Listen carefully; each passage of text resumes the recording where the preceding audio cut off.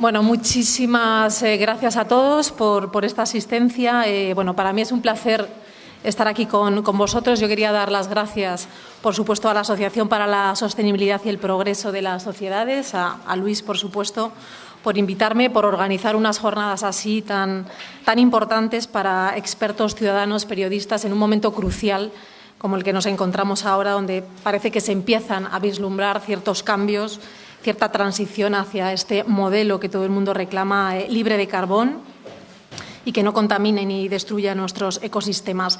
Aquí se va a hablar mucho de sostenibilidad, equidad, renovables, eficiencia, todos estos conceptos que están tan claros y que parece que de cara a esta cumbre de París van a tomar muchísimo más peso. Esa transición de la que hablábamos. Pero ¿quién mejor que todas estas personas que nos acompañan aquí esta mañana para hablarnos de esta realidad, del momento político, del momento internacional, de los obstáculos y de los retos, ¿no?, que nos plantea esta nueva transición? Antes de presentaros, sí que os quiero pedir que, bueno, yo soy un poco talibana con el tema del tiempo, por eso vengo del mundo de la televisión, o sea, 1 segundo es oro, nos lo recordaba muy bien aquí un amigo nuestro.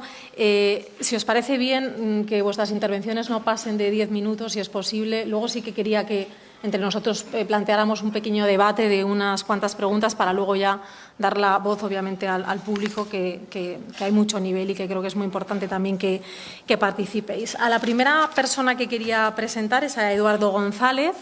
Él es ingeniero de minas, es funcionario desde el año 2007 en el Cuerpo de Minas del Estado, subdirector general de Mitigación y Tecnologías de la Oficina Española de Cambio Climático.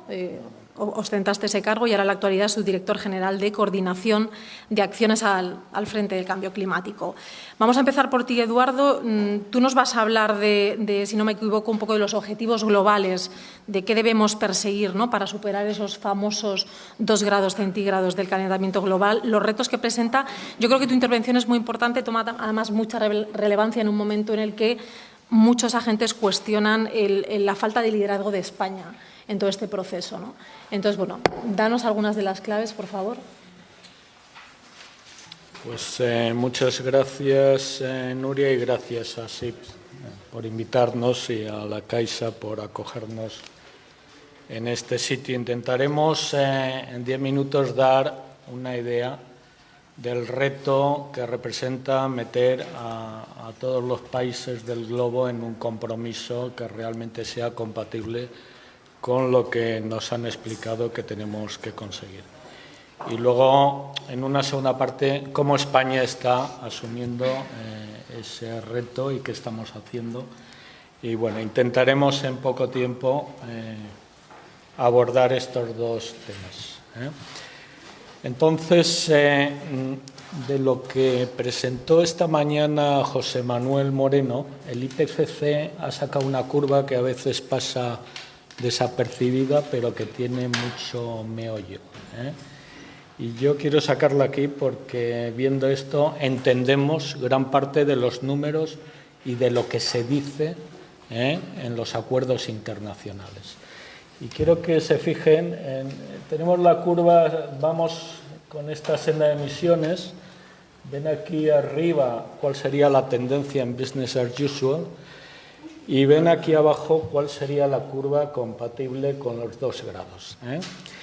Y en esa curva, fíjese que tenemos que reducir prácticamente el 100% de las emisiones a final de siglo, incluso sugiere que las emisiones sean negativas, es decir, que se absorba CO2, eso se puede hacer. Y da otro dato, fíjese que esa curva alcanzaría un pico de emisiones sobre los años 2020. Y esto es algo que se cita en los textos de negociación, alcanzar un pico de emisiones en 2020 globalmente. Y que a mitad de siglo, si siguen viendo esa curva, ven que las emisiones tienen que bajar a la mitad de lo que emitíamos en el 90. Otro dato clave que también figura en muchos de los textos de negociación y de los acuerdos de la Unión Europea. Con lo cual, esta curvita arriba que parece inocua, que nos la ha dado el IPCC, es lo que los gobiernos, las administraciones tomamos para tratar de avanzar, ¿no? Y pasamos a otra curva que ya es muy conocida. El panorama de emisiones es que ha cambiado radicalmente. Tenemos a Estados Unidos, el principal emisor hace años, ahora ya no lo es. Es China, superado ampliamente. La Unión Europea con una tendencia casi plana y descendente, y con un Rusia y Japón también más o menos planos, pero con una India que ahora está muy bajito, pero que son tantos miles de millones de personas que cuando se pongan a consumir y sigan un patrón pues igual similar a China, sería otro boom de emisiones futuras. Con lo cual, el panorama mundial de emisiones es un tema que ha cambiado mucho de cuando negociábamos Kioto al momento actual. Por eso, ahora saben que esto se negocia en Naciones Unidas, en la Convención Marco de lucha contra el cambio climático, y nos reunimos todos los países, los 190 y tantos países, todos los noviembres o diciembres, para tratar de ir avanzando en este proceso. Hitos importantes en estas reuniones pues fue Kioto, fue Copenhague, donde se esperaba llegar a un acuerdo y no se consiguió, pues porque realmente el acuerdo que intentábamos impulsar en Copenhague era algo parecido a Kioto, es decir, vamos a fijar límites para cada uno de los países, ¿no? Y entonces a ese planteamiento, que fue el de Kioto, no se sumaron. De hecho, en Copenhague fue un relativo fracaso porque muchos países no estaban dispuestos a asumir compromisos. Desde luego, los países en desarrollo no, porque creían que comprometía su crecimiento, y Estados Unidos tampoco. Entonces, esto se ha planteado de otra manera, y ese planteamiento salió en la COP, en la conferencia de Durban, donde dijimos, bueno, esto es una especie de orquesta donde intentábamos tocar la música como en el sentido de una partitura clásica, con un director diciéndole a cada uno lo que tenía que hacer, y esto ha cambiado un poco a una orquesta que toca jazz. Es decir, donde cada uno participa un poco como él cree entender esa música. Y esta es la interpretación de lo que ahora estamos intentando avanzar en París. En París se intenta de que cada país de forma voluntaria diga lo que va a hacer, agrupamos todos esos compromisos, vemos si eso es compatible con esa senda de emisiones que tiene que ir bajando, e intentamos que luego en reuniones periódicas, desde luego no va a ser compatible, es decir, lo que presentemos los países no va a sumar lo que hay que hacer, pero se intentará en ciclos de posiblemente 5 años ir cerrando ese gap, esa brecha que hay entre lo que hay que hacer y lo que decimos que hay que hacer. Entonces, en esta fase estamos, y esto es lo que se va a negociar en París ahora en diciembre. ¿Qué esperamos en París? Pues esperamos que haya un acuerdo que refleje los esfuerzos de mitigación, que es importante para no superar esos niveles de emisiones, pero también contenga elementos de adaptación muy importantes, como dijo José Manuel Moreno, porque el calentamiento va a ser algo inevitable, ¿no? Tenemos que financiar a los países que no tengan capacidad, tenemos que transferir tecnología, tenemos que ser transparentes a la hora de presentar nuestras emisiones. Es decir, que hay mucho tema a incluir en ese futuro acuerdo de París. Todo ello tiene que ir dirigido a no superar los 2 grados centígrados, con compromisos de reducción que, aunque sean voluntarios, se exijan que se cumplan, que haya un acuerdo vinculante, y ese va a ser un problema, porque ya saben que Estados Unidos tiene al Congreso detrás, pues un poco vetándole ciertas cosas, otros países no quieren firmar acuerdos que les vinculen demasiado, o sea, ese va a ser un tema de debate. Tiene que ser un acuerdo duradero, no podemos estar negociando Kioto 1, Kioto 2, protocolo. Esto debería ser el acuerdo que, una vez actualizando cada 5 años estos objetivos, permitiese seguir avanzando sin necesidad de tener que sacar otro acuerdo nuevo dentro de 10 o 20 años. Y bueno, ¿cuál es la posición de España en esto? Pues coincide con la posición de la Unión Europea, y en el último Consejo de Ministros de Medio Ambiente del día 18, si leen el texto, pues verán cuál es la posición europea. No tenemos tiempo para leer ese texto, pero sería muy interesante darle un vistazo, porque ahí ven los elementos clave de lo que queremos en Europa, que sea el Acuerdo de París. Entonces, esto es un poco París. Estamos negociando. Les traía un poco. El texto de negociación es este tocho de aquí, que son 80 páginas y que se tienen que reducir algo pues como 20. Con lo cual queda muchísimo por hacer, muchísimo por negociar, acordar. Ha habido una reunión en Bonn este verano, va a haber otra ahora en octubre. Hay un acuerdo de que ya los cochers presenten un texto ya más reducido. Esto es infumable. Esto ahora mismo, si ustedes lo leen, no entienden nada y verán que es intratable. Y ese es el reto que tenemos ahora de cara a París. Un esfuerzo bastante notable, pues que hay que meter aquí todas las opiniones y visiones de 197 países. Y dicho esto, en la parte del reto del compromiso de París, damos una pincelada de qué estamos haciendo en Europa, porque en Europa yo creo que estamos liderando este tema y debe ser un motivo de orgullo para los europeos, para los españoles y algo que se debe transmitir. Europa tiene el marco 2020, donde ya hemos fijado objetivos y estamos todos los países trabajando en ello. Y vamos bien, lo veremos ahora.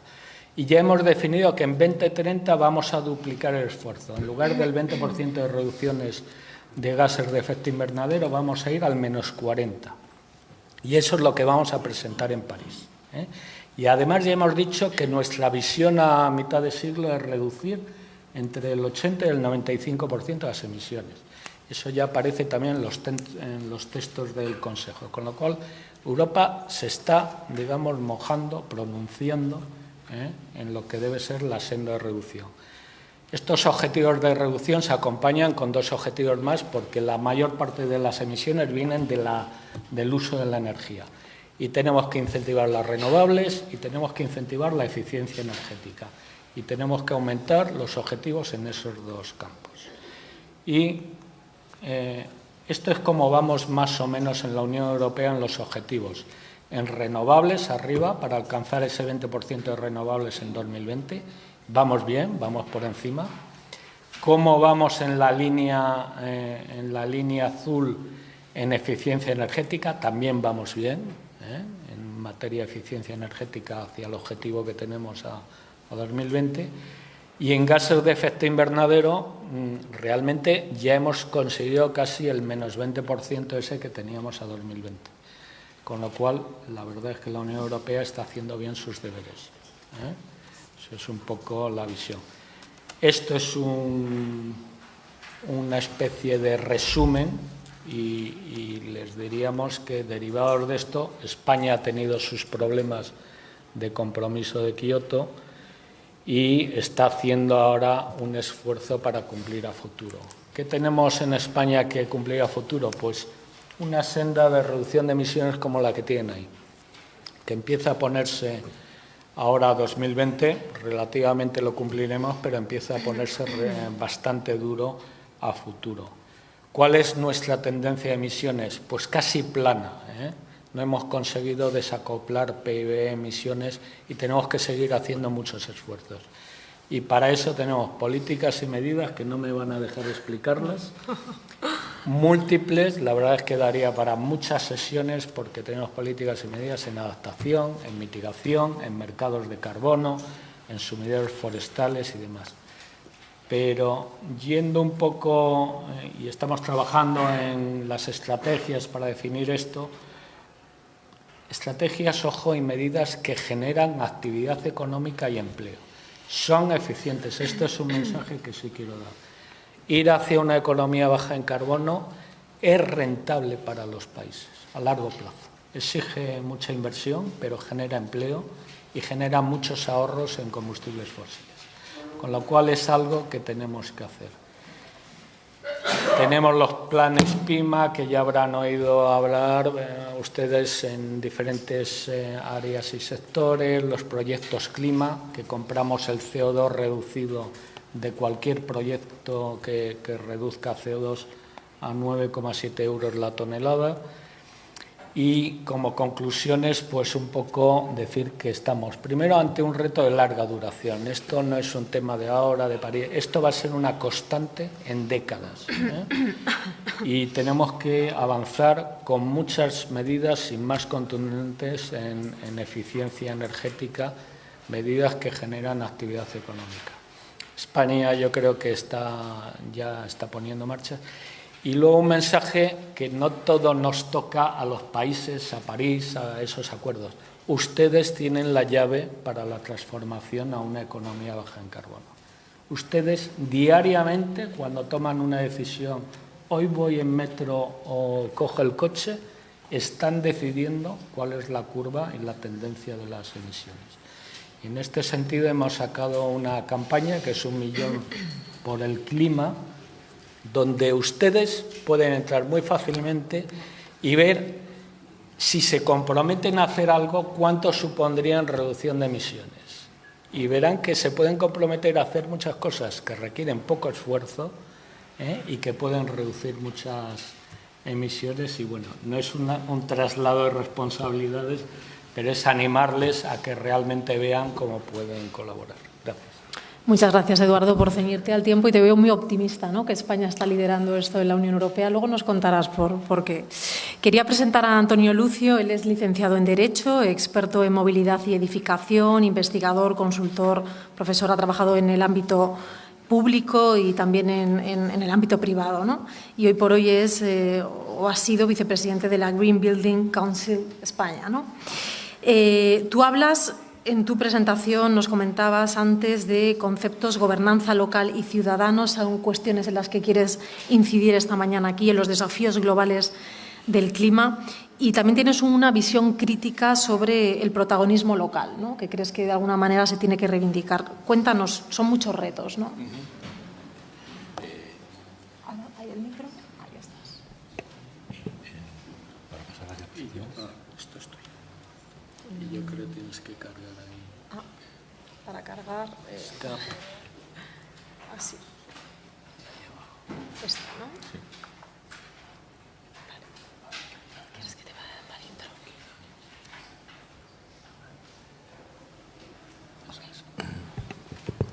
Buenos días. Gracias a las organizaciones que han convocado el foro. Pertenezco a una de ellas, a ASIPS, y yo creo que fundamentalmente por eso estoy aquí, en calidad de socio de ASIPS. Tengo experiencia en los dos ámbitos que se han señalado, pero me da un poco de pudor lo de ser referido como experto en los dos campos, ¿no? En el campo de la edificación, mi vinculación viene fundamentalmente de participar en Green Building Council, en la asociación Green Building Council España. Ya dejé de ser vicepresidente. Green Building Council España recibió el encargo de hacer un congreso que se hace cada 3 años, convocado por 4 organizaciones internacionales, y me tocó implicarme bastante en la pretensión que teníamos de que ese congreso no fuera un congreso complaciente en el que se contaran los avances fundamentalmente del mundo científico, sino que se comprometiera al mundo científico, al mundo empresarial, al mundo profesional, con los retos y se dimensionara, por tanto, con los retos. En movilidad tuve responsabilidades en una fundación que dependía del ayuntamiento durante varios años y que tenía la pretensión de poner algunos cimientos discretamente al marco de gobernanza. Y gobernanza es, sobre todo, de lo que querría hablar. Querría reivindicar algo que parece obvio, pero que quizás se nos ha ido olvidando, y es el acierto y la visión que tuvieron los padres fundadores de la nueva oleada global de preocupación por el tema, al entender que los problemas globales, entre ellos el cambio climático, requieren una actuación local no añadida a la actuación nacional, a la actuación regional y a las distintas escalas, sino que la actuación local es protagonista. Hay una vigencia de la idea y hay una vigencia de algunos instrumentos, se llamen como se llamen, no lo cito ahora, quizá al final, instrumentos que se enfatizaron en aquel momento, instrumentos de acción local dirigidos a generar un diálogo entre administraciones, dentro de cada administración y de estas con la ciudadanía y con las empresas, desde un contexto de conocimiento. Se banalizaron políticamente esos instrumentos y comercialmente seguramente, pero eso no quita para que siga siendo acertado lo que se planteaba. Y hay un riesgo en todo esto y es aburrirnos de las cosas. Esos instrumentos llamaban Agendas 21 locales y puede que en ese afán de novedad hayan quedado superadas o se entiendan que queden superadas por esa banalización y por ese aburrimiento de las cosas. Hace poco se mencionaba en un periódico, y yo creo que es oportuno, la diferencia entre policies y politics. Una cosa es la politics en anglosajón, en clave un poco de politiquería o de trama, y otra cosa son las políticas públicas. Y las políticas públicas se corre el riesgo en las democracias de que aburran. Y esto es algo que se ha advertido muchas veces, pero sobre todo la gran obra que se llama En defensa de la política de Bernard Crick, que continuamente se está reeditando, del año 62. Puede que nos aburran esas cosas. ¿Qué sucede? Que se crean grandes expectativas respecto a la gran cumbre de las celebrities de la política global. ¿Va o no va el presidente de la gran nación? Aquí tenemos dos fotos. En una de ellas hay unos activistas de Greenpeace que en la cena de gala de la cumbre de Copenhague se vistieron de smoking y se hicieron pasar por autoridades. Uno de ellos es un activista español, entonces López Uralde.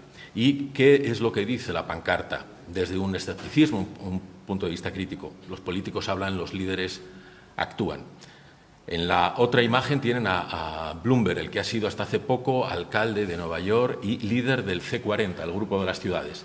Y viene a decir algo parecido, pero con otras palabras. Es decir, las naciones, los organismos internacionales se reúnen, hablan de estos temas en las cumbres, pero los ayuntamientos, las ciudades con los ciudadanos, estamos actuando. Y es algo que expresa muy bien esta portada de la revista Time del año 2005. Hay como 5 superhéroes, hay 5 alcaldes de ciudades europeas de entonces: Berlín, París, Londres, Roma, Estocolmo. Y lo que viene a decir el reportaje de esta revista es que lo que fueron los grandes estadistas que dieron respuesta y tuvieron visión a los retos globales de mediados del siglo XX, Churchill, Adenauer, de Gasperi, etcétera, los que nos vienen a la cabeza, eso, ante los retos globales y ante los retos de nuestro tiempo, está representado por los alcaldes. Es decir, los alcaldes son o deberían ser los grandes estadistas de nuestro tiempo. Esta introducción viene a cuento porque, en cuanto a edificación, les hablaba el Congreso Mundial que se hizo en Barcelona, donde nosotros tratamos de generar un compromiso a todo ese foro global, y uno de los instrumentos fue generar un informe que está en esta página web, un informe construyendo la Casa Común. ¿Qué pasa con el sector de la edificación? ¿Cuál es la visión global? Pueden verlo en la página web de GBC. El informe lo hizo Albert Cuchí, de la Universidad de Cataluña, y su equipo, partiendo de informes todos oficiales de organismos de Naciones Unidas, considerando el incremento de la población, considerando cuál va a ser la evolución respecto al sector residencial. Esa población va a consumir casas cada vez con menos habitantes, casas con mayor nivel de exigencia, porque los países emergentes van aumentando en calidad, y así debe ser. Y, por tanto, se hizo una consideración respecto a cuál va a ser el incremento de también desagregándolo por regiones, cuál va a ser el incremento de metros cuadrados de aquí al 2050 de edificación. Se multiplica por 1,76 y el consumo energético se multiplica por 1,49 y las emisiones por 1,40, con un incremento de población de 1,35. Considerando los escenarios del IPCC, llegábamos a la conclusión de que solo el sector de la edificación en el 2050 estaría consumiendo el margen de emisiones que, en general, todos los sectores tienen posibilidades para ello. Eso es lo que planteamos al sector. desagregando qué es lo que se puede conseguir por la vía de la eficiencia energética en el sector y por la vía de la aportación de energías renovables, tanto en residencial como en servicios, llegamos a la conclusión, y esa era nuestra propuesta, de que el sector tiene que reducir en el 2050 un 77% las emisiones respecto de lo que sería el business as usual, en términos de eficiencia energética y de energías renovables. ¿Por qué quizá el Green Building Council español era tan ambicioso y se planteó en ese Congreso Mundial con esa ambición? Porque había hecho el mismo ejercicio para España a través de GTR en coalición con empresas y otra serie de asociaciones. Aquí están los datos, los informes GTRs. GTR significa Grupo de Trabajo de la Rehabilitación Energética y la Edificación. Seguramente muchos de ustedes los conocen. Y se han dialogado con la Administración, con los partidos políticos. Es una propuesta, no está oficializada, pero es un informe donde se ve las posibilidades de aquí al 2050 de cómo rentabilizar una inversión masiva en la rehabilitación del parque existente con beneficios económicos si se cumplen ciertas premisas y generación de empleo si se cumplen ciertas premisas. Como digo, de nuestra realidad nacional planteábamos el desafío global. Y este es el marco que nosotros planteamos en ese congreso de cómo ser conscientes del momento crítico de definición de las agendas globales que estamos viviendo en los últimos meses. No solo la COP21, sino venimos de la reunión de Etiopía de Financiación al Desarrollo, los Objetivos de Desarrollo Sostenible, que ahora se tratarán en la Asamblea General de Naciones Unidas, y el año que viene la conferencia Hábitat 3. Y, curiosamente, no está armada ni tramada una hoja de ruta del sector de edificación que interactúe con esas agendas y con esas por definir. Y la importancia de la ciudadanía. Generamos un manifiesto de resumen final. En este manifiesto, que evidentemente en ese texto no se ve, hay un mensaje muy importante que damos y que tenemos muy en cuenta la experiencia de Alemania, precisamente de Alemania, que es posiblemente la experiencia ejemplar en términos generales, aunque sabemos que tienen borrones. ¿Qué decimos en este manifiesto? La importancia de la gente para que esas hojas de ruta se cumplan. Nosotros hemos contribuido desde Green Building Council a generar una hoja de ruta en España, con unas previsiones de inversión, de rentabilidad, de reducción de emisiones. Bueno, en Alemania lo han hecho y hay previsiones de inversiones sobre esas premisas y no se están cumpliendo. Por poco, pero no se están cumpliendo. ¿Y cuál es el problema? Ellos han querido detectar el problema. El problema es que se han gastado mucho dinero en campañas, en programas de televisión, en prime time. Han creado una agencia financiada desde las administraciones públicas y el sector privado que promueve la gobernanza, que apoya a las ciudades en actuaciones en términos de transición energética. Pues bien, el problema en Alemania es que se les escapó hacer capacitación, coach, directamente en el uso de la energía por los ciudadanos. Es decir, al final el usuario, a la hora de bajar o subir la persiana, de encender o no encender la caldera, hacer ciertas actuaciones, puede no ser tan perfecto como se previó en las estimaciones. Y esa imperfección, entre comillas, condiciona el cumplimiento de todo ello y, por tanto, las inversiones. ¿Cuál es una prioridad que habían detectado? La gran prioridad: dialogar, tratar, hablar, relacionarse con la gente. Pero eso requiere actores con credibilidad, profesionales que sepan educación directa, y es la clave de toda esa hoja de ruta de políticas públicas y de inversiones. Termino ya y respecto a la transición energética alemana, entiendo que está dicho. Respecto a la movilidad, brevemente, aparte de cuestiones anecdóticas, señalar que, según la Agencia Internacional de la Energía, del potencial de eficiencia energética que se puede conseguir en el transporte de aquí al 2035, solo está garantizado un 30% de ese potencial. Si no se aplican ciertas políticas, ¿cómo se van a aplicar esas políticas? Plantean una dificultad enorme, como todo lo que tiene que ver con emisiones difusas. Aquí hay una referencia a PPMC, que es una coalición de organismos que generan diálogo, rondas, actividades, sensibilización. París es ejemplo de alguna medida de ciudad, pero volvemos a los marcos de gobernanza, a la implicación de las ciudades y la ciudadanía. Le Grenelle del medio ambiente, el environnement, es un ejemplo en Francia. Bogotá En el caso de las ciudades marco de gobernanza, evaluación, seguimiento, implicación ciudadanos es otro ejemplo que ha sido reconocido.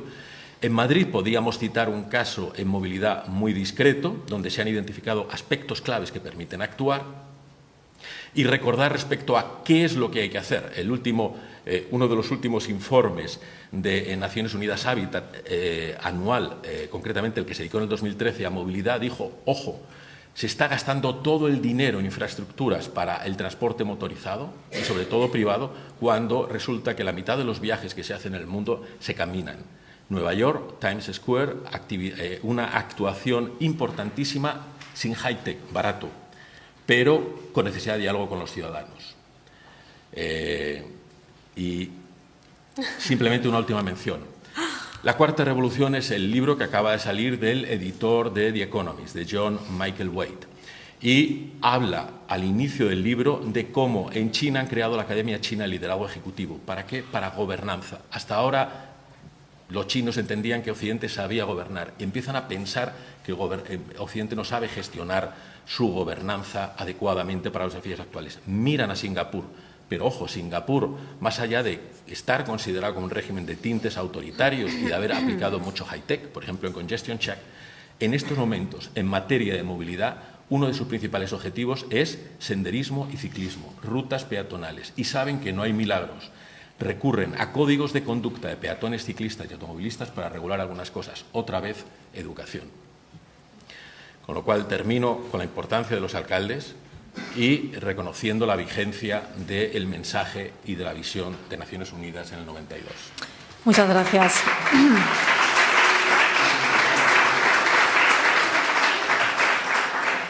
Gracias, Antonio. Ahora quería presentaros por último a Fernando Ferrando, que tienes menos tiempo que ninguno. Pero bueno, unos 10 minutos te puedo dar. Él es ingeniero, economista, actualmente vicepresidente y secretario de la Fundación Renovables, con una amplia experiencia en la empresa privada, sector público, también consultor de diferentes organismos internacionales, y tu intervención sí que es clave para que nos hagas una exposición de cómo la eficiencia energética y las renovables son una solución al cambio climático, y creo que quieres incidir mucho en el tema de la nueva cultura, lo que tú denominas la nueva cultura de la energía. Adelante. Muy bien, muchas gracias. Primero agradecer a SIP y a la Caixa que nos acoja para poder compartir con todos ustedes algunas ideas. A mí, la verdad es que a lo largo de todo lo que se ha dicho durante toda la jornada, y si identificamos que más del 70% de todas las emisiones tienen origen energético, pues yo llego a la conclusión que la solución es técnicamente muy sencilla: eficiencia y energías renovables. Eficiencia porque hoy día tenemos tecnologías comerciales disponibles que son capaces de reducir a más del 50% nuestras necesidades energéticas, cubriendo nuestras verdaderas necesidades. Estoy hablando de la bomba de calor, que tiene más de 4 veces, es más eficiente que una caldera. Estoy hablando del vehículo eléctrico, que recorre con menos de 3 veces un kilómetro de energía que un vehículo de combustión interna, trucado o no trucado a la hora de emisiones. Estoy hablando de alumbrado, estoy hablando de muchas cosas. Y también estoy hablando del comportamiento de la gente, como antes muy bien decía Antonio. Energías renovables. Yo llevo más de 30 años en las energías renovables. Y antes nos decían que sí, que sois muy buenos, que sois autóctonos, limpios, renovables, modulares, pero no sois económicamente rentables. No podemos confiar en vosotros. Hete aquí que hoy las energías renovables son competitivas con respecto a fuentes de energías convencionales.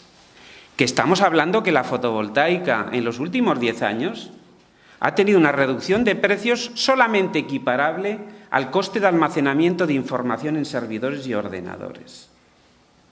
Y todos sabemos que el almacenamiento y la transmisión de información está cambiando el mundo. Estamos hablando que cada 2 años se duplica la potencia acumulada instalada en fotovoltaica. Estamos cambiando un sistema lineal por un sistema potencial. Y alguien me puede decir, oye, Fernando, si técnicamente es tan sencillo, ¿por qué no lo hacemos? Y yo aquí es lo que me gustaría contar. ¿Por qué no lo hacemos? Primero, porque estamos en un modelo energético que yo llamo endogámico de oferta. Hoy, según nos dicen, la energía es abundante, solo hay que pagarla. Pero en renovable tenemos la que queramos. Y de la otra, pues es cuestión, sí, fluctúa, tiene alta volatilidad, pero la que queramos, solo hay que pagar. El segundo punto, como tenemos que hacer algo de penitencia, y ahí, Eduardo, me perdonarás que no esté de acuerdo en algunas de tus apreciaciones, efectivamente la Unión Europea ha asumido muchas de esas funciones, pacatas donde las haya. Estoy de acuerdo con la hoja de ruta de la Unión Europea. No me creo que con los objetivos del 2030 se lleguen a los objetivos del 2050. No me creo que se pueda reducir un 40% las emisiones con un 27% de renovables y de eficiencia y con objetivos no vinculantes. Y no me creo que España cumpla ninguno de los dos objetivos. Porque a la política española le ha venido en suerte las reglas de la división, que el cociente aumenta porque aumenta el numerador o porque disminuya el denominador. Y en España no ha aumentado el numerador, ha disminuido el denominador. Tenemos moratorias renovables. Nos hemos salvado este viernes de la ley de autoconsumo retrógrada donde la haya, porque hay elecciones en Cataluña el 27 y no parecería bien sacar una norma retrógrada en una política, vamos a llamarlo de diálogo abierto como el que disponemos. España ha sido líder en renovables y ahora somos el país número 25 de confianza en inversión en renovables. Dice, hay 200. Pues, si quieren yo les paso la lista y vean quién tenemos por delante. Efectivamente, también tenemos algunos por detrás, pero más vale que no nos comparemos. Entonces, en ese punto, yo que creo que aquí, y algo Antonio lo ha mencionado antes, debemos de cambiar el modelo. A mí hay una palabra que me maravilla, que es debemos subvertir el modelo. Y debemos pasar a un modelo de demanda. Todos somos consumidores. A mí me llama poderosamente la atención por qué los ayuntamientos, el pacto de alcaldes, como muy bien decía Antonio antes, se están comprometiendo, Copenhague 2025, París, la mayoría de las ciudades se comprometen, porque no nos olvidemos, las ciudades el 75% de la energía se consume en ciudades, el 80% de las emisiones se producen en ciudades y vivimos el 80% de la población en ciudades. ¿De acuerdo? Entonces, en ese punto, las ciudades están demostrando que son el eje de fundación. Quizás porque a lo mejor las ciudades están cerca de los ciudadanos, de la demanda del consumidor, y los gobiernos están cerca de las empresas. Empresas de oferta de energía. El otro día leíamos que nos van a bajar el aval para poder hacer fotovoltaica 50 veces, de 500 euros a 10. Efectivamente, esto es una medida fantástica que permitirá que grandes centrales fotovoltaicas se hagan. ¿Quién estará detrás de las grandes centrales fotovoltaicas? Todos más o menos lo tenemos claro. Y lo que sí está muy claro, que en esa opción de demanda, si yo hablo de una ciudad, el 35% de la energía se consume en edificios. Rehabilitación. Magnífica la directiva europea sobre los edificios de consumo casi nulo. Adelántela usted. Movilidad. El 30% de la energía se consume en transporte. No solamente es cambiar un vehículo por otro. En las ciudades nos movemos porque no encontramos cerca lo que necesitamos. Y la alcaldesa de Madrid lo decía muy bien el otro día. Regular el transporte es evitar que necesitemos transporte. Si yo me voy a Las Tablas, ¿dónde voy a ir andando yo a Las Tablas si el próximo hueco de Puerta está a 2 kilómetros? Y bueno, luego las paredes están lisas y te parece que te van a fusilar a alguno cuando pase con un coche. O las carreteras sustituyeron a las aceras. ¿Dónde está la dimensión humana de las ciudades? Y en ese punto yo creo que es importante. Y cuando estamos hablando de cambio climático y hemos hablado de mecanismos de desarrollo limpio, hemos hablado de derechos de emisión. No, oiga, no. Aquí lo que necesitamos, hablando de demanda, es un impuesto finalista global, progresivo y ponderado de todas las actividades, incluida la aviación. Y no un reparto de derechos en el que el negocio está detrás del reparto. Y como muy bien decía antes Antonio, es que nos van a matar por aburrimiento. Efectivamente, los renovables siempre hemos tenido la suerte que dentro de 40 años habremos conseguido nuestros objetivos.